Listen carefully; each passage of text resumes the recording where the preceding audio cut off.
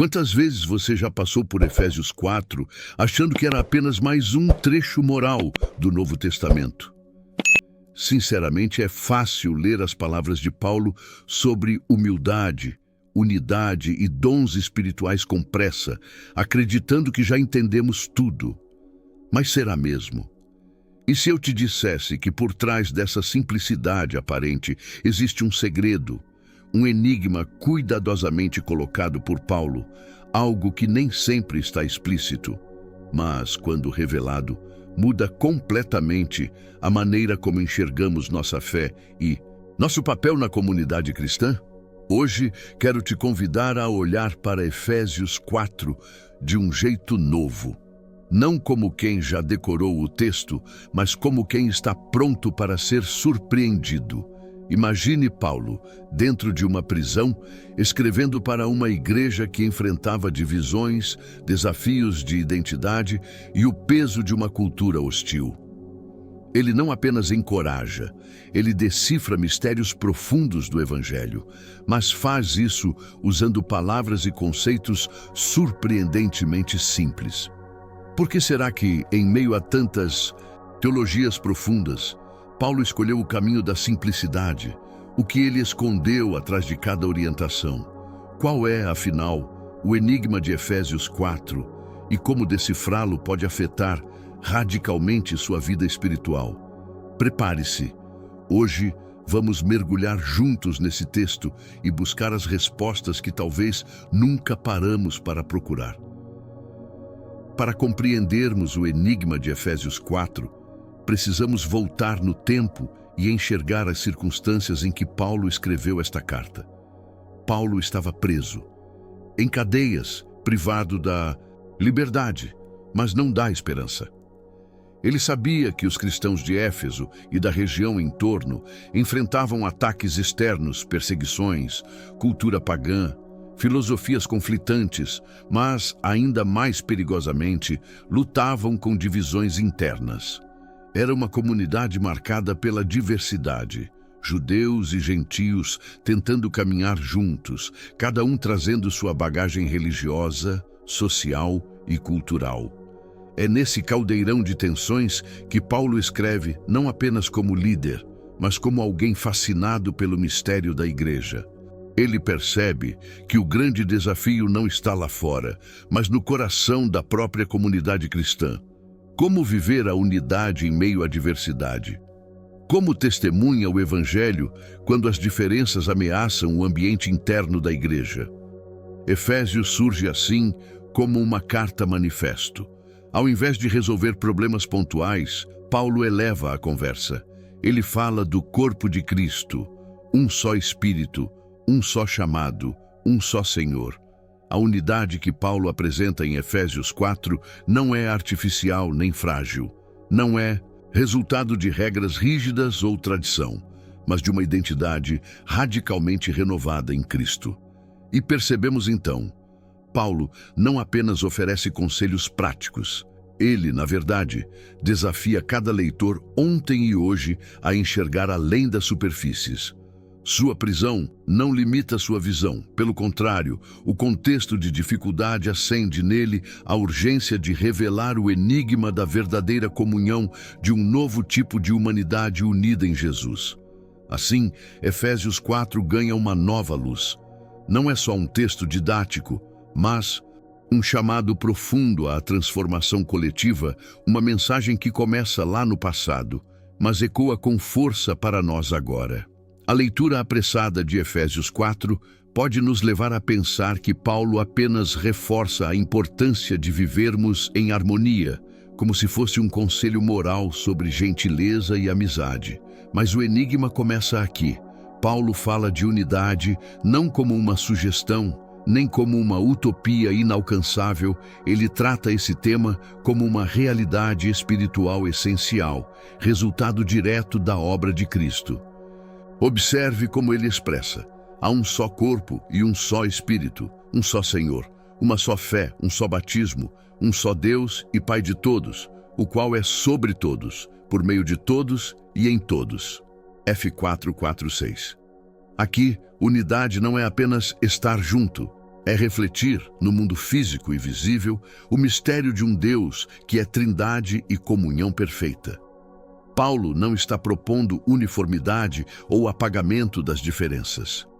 O enigma está na convivência do diferente. Judeus e gentios, homens e mulheres, ricos e pobres. Todos agora fazem parte de um mesmo organismo vivo, com funções, dons e histórias distintas, mas no mesmo corpo. Ou seja, a unidade cristã não é construída meramente por esforço moral, nem sustentada por consenso social. Ela nasce do novo nascimento espiritual, da identidade compartilhada que só o Evangelho pode criar. No fundo, Paulo está dizendo: não existe cristianismo autêntico sem comunhão, sem pertencimento, sem a entrega do ego para o todo. O conselho prático se torna um convite misterioso. Você já percebeu que existe algo além da ética, algo sobrenatural acontecendo toda vez que a igreja se reúne em verdadeira unidade? Esse é o enigma revelado. Viver a unidade não é mera obediência a bons costumes, mas uma manifestação visível de uma realidade invisível. É experimentar aqui e agora um vislumbre do que Deus sempre planejou para a humanidade. Em Efésios 4, Paulo faz questão de começar sua exortação prática com uma palavra-chave: humildade. Parece óbvio em um contexto religioso, afinal, quem não valoriza a humildade? Mas à época, essa virtude era tudo menos admirada.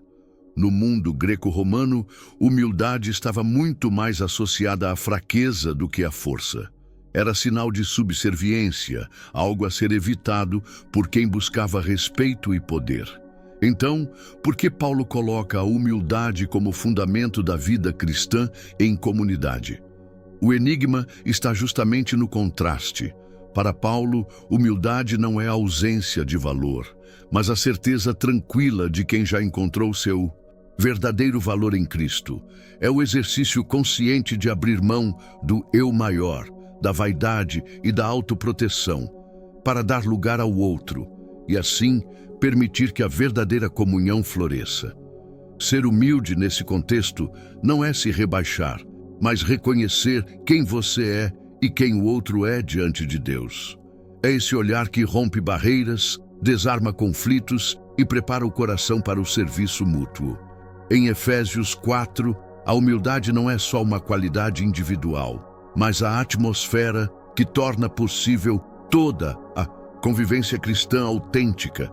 Paulo escreve para uma igreja dividida, onde cada grupo podia se sentir superior ao outro, seja por linhagem, por tradição ou por experiências espirituais. A humildade é apresentada então como antídoto contra o orgulho coletivo e as disputas internas. Só através desse caminho é que a unidade é realmente possível, não pela imposição de regras, mas pelo exercício diário de abrir mão do próprio direito em favor do corpo. Em última análise, a humildade de Efésios é, na verdade, um convite à liberdade. Quem está seguro em Cristo não precisa competir, provar nada ou se esconder.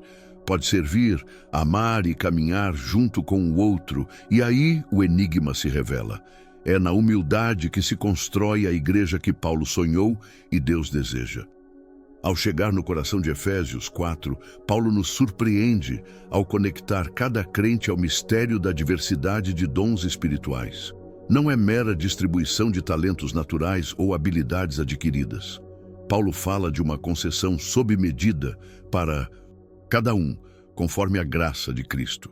Os dons espirituais são retratados como verdadeiros presentes do ressuscitado, e é justamente aí que reside o enigma. Porque Jesus, ao ascender aos céus, deu dons aos homens. F4, 8. A lógica paulina vai na contramão do orgulho espiritual. Os dons não são troféus de espiritualidade pessoal, mas ferramentas dadas para a edificação de todos. Existe aqui um propósito superior. Cada dom, por mais discreto ou extraordinário que pareça, é parte de um plano divino para formar, proteger e amadurecer o corpo de Cristo. O mistério é ainda mais profundo quando percebemos que não há uma hierarquia de importância. Do apóstolo ao servidor mais anônimo, todos têm seu lugar indispensável. Os dons revelam o cuidado de Deus em promover interdependência. Ninguém tem tudo, ninguém é autossuficiente. Somos chamados a depender uns dos outros, porque isso glorifica a Deus e impede que a igreja seja dominada por supercrentes ou por celebridades espirituais.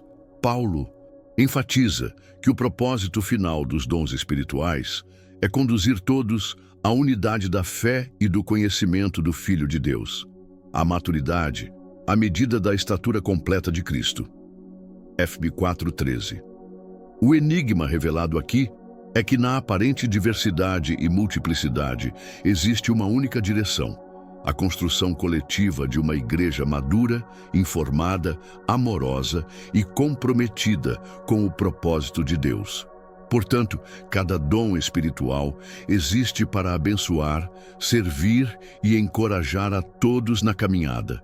A presença de dons na igreja não é um detalhe secundário, mas parte do grande mistério da graça que faz de muitos um só corpo, com um só propósito. Em Efésios 4, Paulo usa uma metáfora poderosa ao falar sobre crescimento espiritual. Ele compara a jornada do cristão com o desenvolvimento de uma criança rumo à maturidade. O apóstolo diz que não devemos mais ser como meninos, levados de um lado para outro por todo o vento de doutrina, pela artimanha dos homens e astúcia com que induzem ao erro. F 4:14. Aqui, ser criança não é no sentido de pureza ou inocência, mas sim de imaturidade, vulnerabilidade e instabilidade. Paulo sabia que uma igreja composta por crentes infantilizados seria presa fácil para ideias enganosas, disputas internas e influências externas negativas. Por isso, ele apresenta o crescimento espiritual como uma necessidade inegociável. Não se trata de um luxo para poucos, mas de um chamado para todos.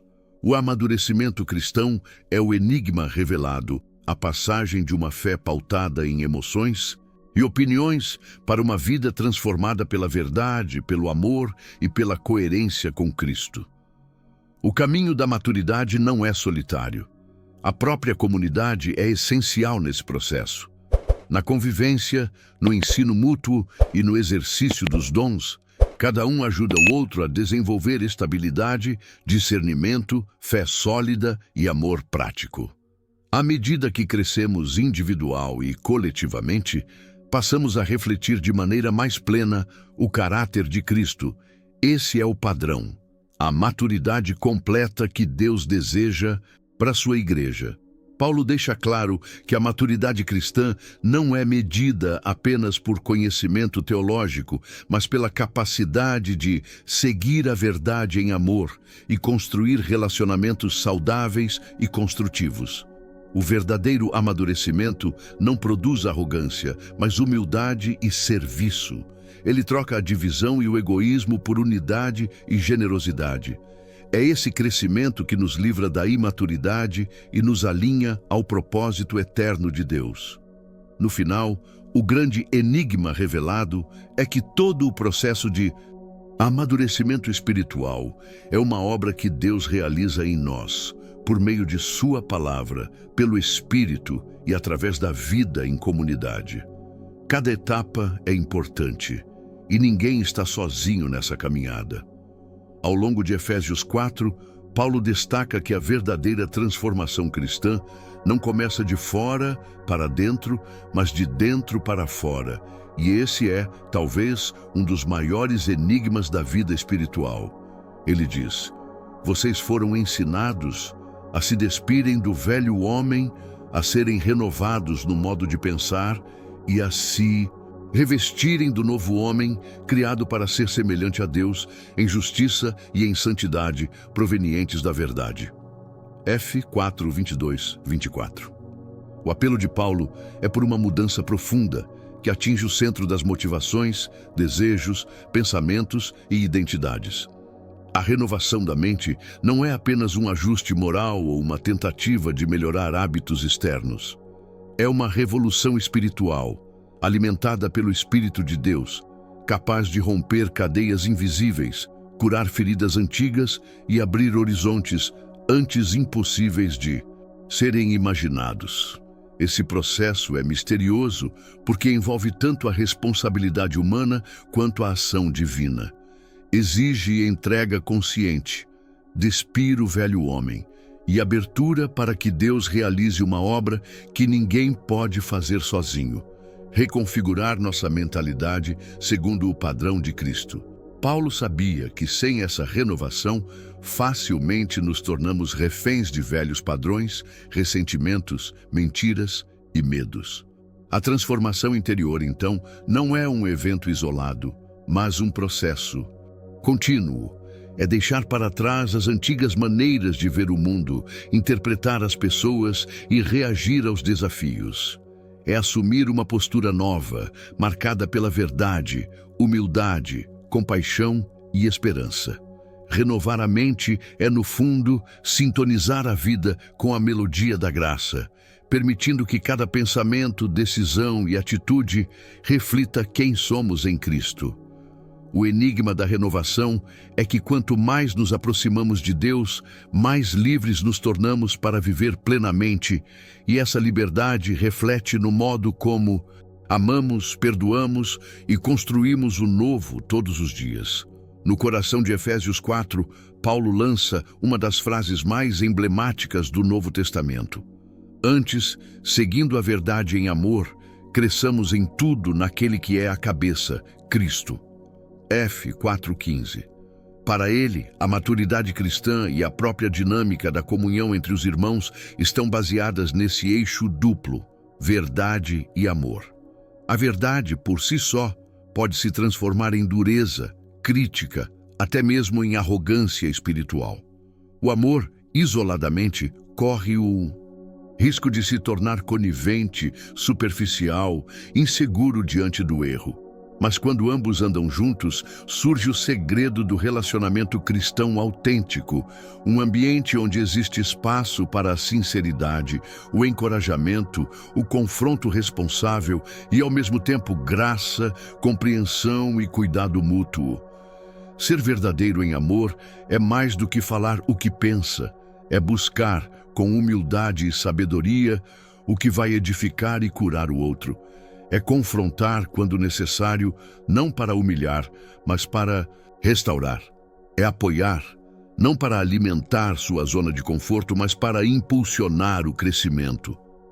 Essa dinâmica só é possível para quem já experimentou a graça de Deus e reconhece sua própria necessidade de misericórdia diariamente. Nos relacionamentos cristãos, esse segredo é revolucionário. Ele cria laços profundos, impede divisões desnecessárias, supera superficialidades e fortalece a unidade do corpo de Cristo. Quem vive a verdade em amor deixa de ser instrumento de disputa ou fofoca e se torna canal de reconciliação e transformação. Em resumo, o desafio lançado por Paulo é desconfortável, mas libertador. Ser verdadeiro e, ao mesmo tempo, cheio de amor. Isso não é natural, é obra do Espírito. E é exatamente este o caminho para que, em comunidade, possamos crescer em tudo, naquele que é a cabeça, Cristo. Em Efésios 4, Paulo aponta para um princípio revolucionário, fundamento de toda a vida comunitária saudável. Seguindo a verdade em amor, cresçamos em tudo naquele que é a cabeça, Cristo. F. 4,15. A expressão verdade em amor sintetiza um código de conduta que desafia tanto o legalismo frio quanto um sentimentalismo superficial. Ela une o compromisso com a verdade sem meias palavras, sem hipocrisia, com uma postura de acolhimento, graça e compaixão. Para Paulo, verdade e amor não são forças opostas, mas complementares. A verdade sozinha pode ferir. O amor sem verdade pode iludir. Relacionamentos profundamente cristãos são forjados quando ousamos confrontar com honestidade, mas também ouvir com empatia. Quando corrigimos, mas sem deixar de encorajar. Quando dizemos aquilo que precisa ser dito, mas do modo que pode ser recebido.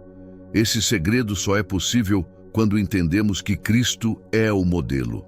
Nele, encontramos a coragem para ser honestos e a ternura para abraçar o outro em sua vulnerabilidade. Na prática, viver a verdade em amor significa buscar a restauração e não o juízo, a edificação e não a destruição. Colocar o outro acima do orgulho individual. Paulo ensina que a autenticidade nas relações é por si só um sinal de maturidade espiritual. Quando a comunidade cristã vive esse equilíbrio, verdade e amor em cada palavra, em cada gesto, ela se torna sinal vivo da graça de Deus no mundo.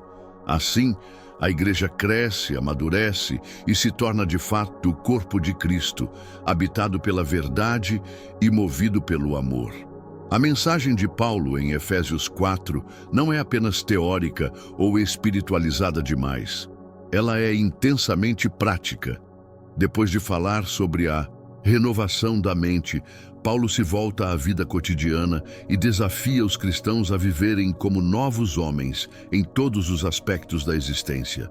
Ele espera que a fé encontre expressão concreta nas palavras, nas escolhas e nas relações do dia a dia. Para Paulo, praticar o novo homem significa deixar para trás práticas antigas como mentira, ira descontrolada, palavras destrutivas e comportamentos egoístas. Assumir uma postura de honestidade, domínio próprio e generosidade, transformando as próprias ações em testemunhos vivos da transformação interior.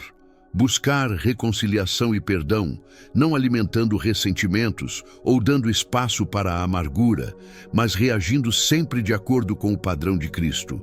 Esse novo modo de viver não nasce do esforço humano isolado, mas da força do Espírito, é fruto de uma consciência renovada e de um coração disposto a obedecer.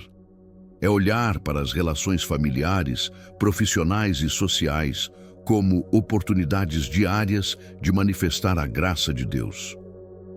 Paulo esperava que os cristãos fossem conhecidos não apenas pelo que acreditam, mas principalmente pelo que praticam. Gentileza ao falar, integridade no agir, sensibilidade diante da dor do outro, paciência em meio às diferenças.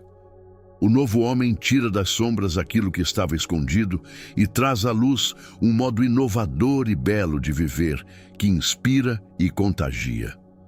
No cotidiano, isso se traduz em decisões pequenas e grandes. Perdoar de verdade, compartilhar recursos, controlar a língua, procurar a paz, ajudar quem precisa. São nesses detalhes que a fé deixa de ser abstrata e passa a ser visível, real e contagiante.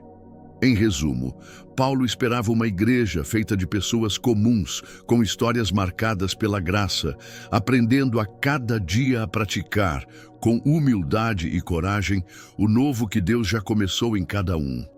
Ao percorrer Efésios 4, percebemos que o enigma da vida cristã não é um código impossível de decifrar, mas um convite para uma jornada de transformação real e contínua.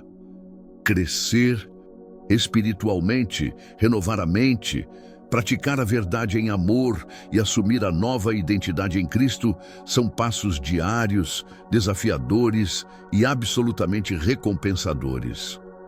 O impacto dessas verdades vai além dos muros da igreja ou das palavras bonitas. Elas têm poder para transformar relacionamentos, trazer paz em tempos de crise, alimentar esperança em dias de incerteza e gerar uma onda de compaixão e justiça ao nosso redor.